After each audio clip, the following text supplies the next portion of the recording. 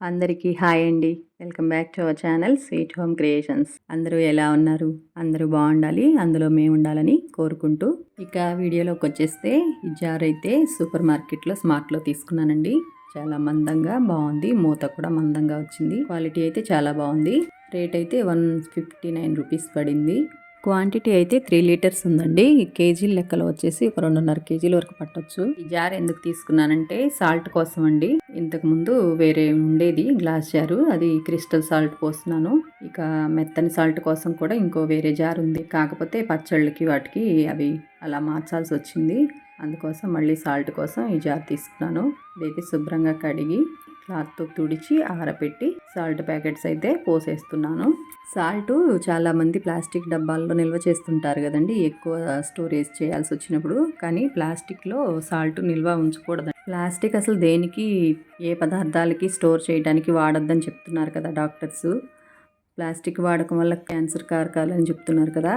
అందులోనూ ప్లాస్టిక్లో ఉన్న కెమికల్స్ని ఇంకా బాగా అబ్జర్వ్ చేస్తుంది సాల్ట్. అందువల్ల క్యాన్సర్ వచ్చే అవకాశాలు ఉండొచ్చని డాక్టర్స్ చెప్తున్నారు కదా. సాల్ట్కి, కారాలకి వీటికి మాత్రం తప్పకుండా ప్లాస్టిక్ని మాత్రం అవాయిడ్ చేయండి. అందుకని ప్లాస్టిక్లో సాల్ట్ కానీ ఇంకా ఏమైనా వేడివేడి పదార్థాలు కానీ అబ్జర్వ్ చేసుకుని ఇలాంటివి పోసి వాడుకోవద్దు. ఇదైతే హాట్ బాక్సు, మిల్టన్ బ్రాండ్ తీసుకున్నాను.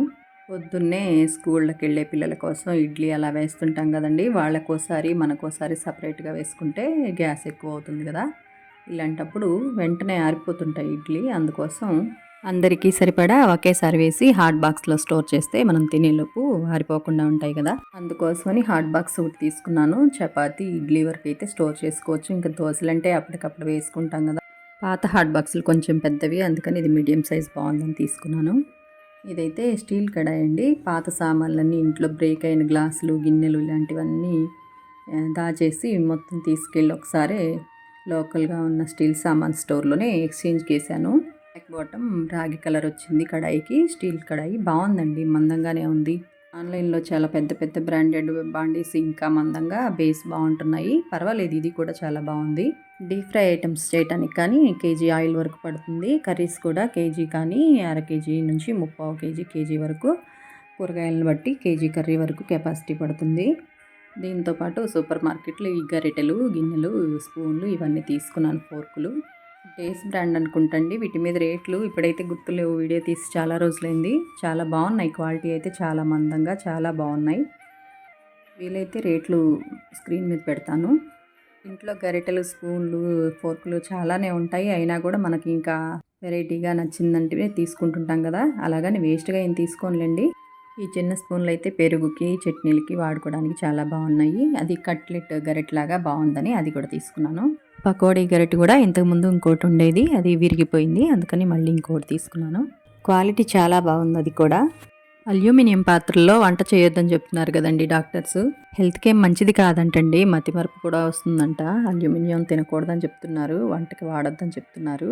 అందుకని స్టీల్ బాండీ తీసుకున్నాను. డైలీ వంట చేయడానికి స్టీల్ కానీ ఐరన్ కానీ కడాయిలు వాడుకుంటే మంచిదండి.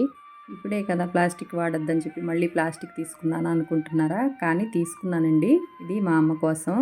తను గ్లాస్ వేరు వాడడానికి అంత కంఫర్టబుల్గా ఉండదు కదా పెద్దవాళ్ళకి, పగిలిపోతాయని చెప్పి. అయితే ట్రాన్స్పరెంట్గా ఈజీగా వాడుకోవచ్చు అని చెప్పి తన కోసం తీసుకున్నాను. అన్ని స్టీల్ డబ్బాలు అలాంటి వాటిలో పోసి వెతుకుతా ఉంది ఒకసారి ఊరికి వెళ్ళినప్పుడు. ఇక ఇలా కాదని చెప్పేసి నేను ఇలా తీసేసుకున్నాను తన కోసం. స్పైసెస్, మసాలాలు, పోపులు అన్నీ ఇందులో పోసేసుకుంటే ఒకే చోట స్టవ్ పక్కన పెట్టుకుంటే డైలీ వేర్ వాడుకోవడానికి అన్నీ ఇందులో పోసేసుకోవచ్చు. క్వాలిటీ అయితే అంతేం బాగాలేదండి, పల్చగా ఉన్నాయి డబ్బాలు. ఇంక ఈ ఐటమ్ వచ్చి షాప్సీలో ఆర్డర్ పెట్టాను. అయితే ఫ్రిడ్జ్లో స్టోరేజ్ కంటైనర్స్ అండి.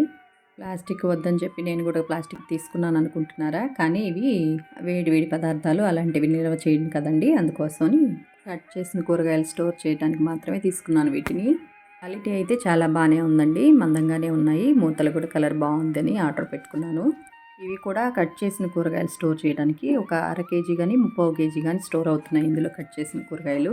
కట్ చేసినవి స్టీల్ బాక్సుల్లో అలా పెట్టామంటే ఫ్రిడ్జ్లో స్టోర్ చేస్తే నిల్వ ఉండట్లేదండి, కొంచెం పాచి పట్టినట్టు అవుతున్నాయి. అందుకని ప్లాస్టిక్ వేర్ కొంచెం పలుచగా ఉంటుంది కదా, ఎక్కువ కూలింగ్ అబ్జర్వ్ చేసుకొని కూరగాయలు అయితే డ్యామేజ్ అవ్వట్లేదు, వీటిల్లో బాగున్నాయి. అందుకని ఇవి తీసుకున్నాను. ఇవి తీసుకోకముందు బిర్యానీ బాక్సెస్లో అలాంటి ఇంట్లో ఇంకా ఏమైనా ప్లాస్టిక్ బాక్సులు ఉంటాయి కదా, వాటిల్లో స్టోర్ చేస్తున్నాను. చాలా బాగానే యూస్ అవుతున్నాయండి. రేటు కూడా రీజన్గా ఉంది.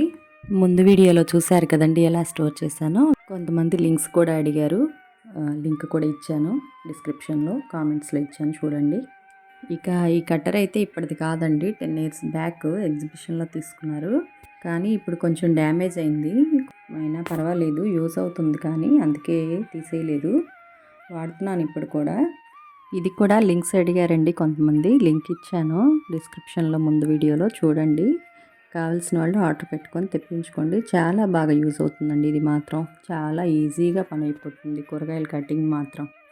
అప్పట్లో ఆన్లైన్ షాపింగ్లు అవి తక్కువ కదండి చాలా, కానీ ఆన్లైన్ షాపింగ్లో కూడా అప్పుడు లేవు ఇవి, ఈ మధ్య కొత్తగా వస్తున్నాయి.